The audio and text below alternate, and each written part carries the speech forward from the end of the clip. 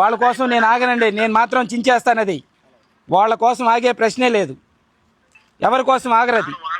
ఎన్ని రోజులండి? 3 రోజుల నుండి కంప్లైంట్ చేస్తా ఉన్నారు. మీకు మీరే రెచ్చగొడుతున్నారు. ఎన్ని గ్రామాలు రాజశేఖర రెడ్డి గారి విగ్రహానికి ఎట్లా కడతారు? అది ఇక్కడ ఏ గొడవ జరిగినా వాళ్ళకే రెస్పాన్స్. మీకు చెప్పారు, ఎస్ఐ గారికి చెప్పారు, నేను ఫోన్ చేసి చెప్పాను. 3 రోజుల నుంచి వాళ్ళ కంప్లైంట్స్ చేస్తున్నా.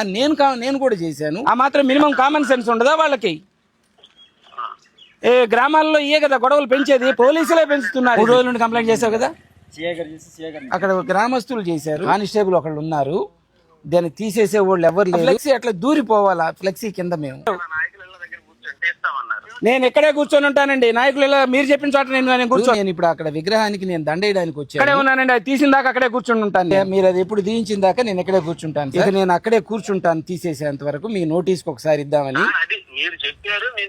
ఎప్పుడండి? 3 రోజుల నుండి చెప్తా ఉన్నారండి. 3 రోజుల నుండి చెప్తా ఉన్నారు. ఈ రోజు కార్యక్రమం అని 3 రోజుల నుండి చెప్తా ఉన్నారు. ఎక్కడే కూర్చొని ఉంటాను, తీసేయించండి. స్మూత్ గా అయ్యేటట్లుగా చూడండి సార్. మేమేం గొడవలు పెట్టుకోవడానికి కాదు. అది తీసేసేస్తే పల్లెల్లో ఎందుకు ఈ గొడవలు? మాది పల్లెల్లో గొడవలు, వాళ్ళకి ఆ ఫ్లెక్సీ తీసేస్తే ఎవరి పని వాళ్ళు చేసుకుంటారు. ఓకే సార్, దారి వదిలేసేసుకొని అవతలు కట్టేసేసుకున్నాను. ఏ ఇబ్బంది ఏమన్నా. థ్యాంక్ యూ, బాగా డీల్ చేసావు. పోయినసారి ఇదే పెనుగుదురుపాడులో అక్కడికి వచ్చినటువంటి కానిస్టేబుల్స్ డీల్ చేయలే. సింపుల్ సమస్య సింపుల్గానే చేశారు, బాగా చేశారు. రైట్.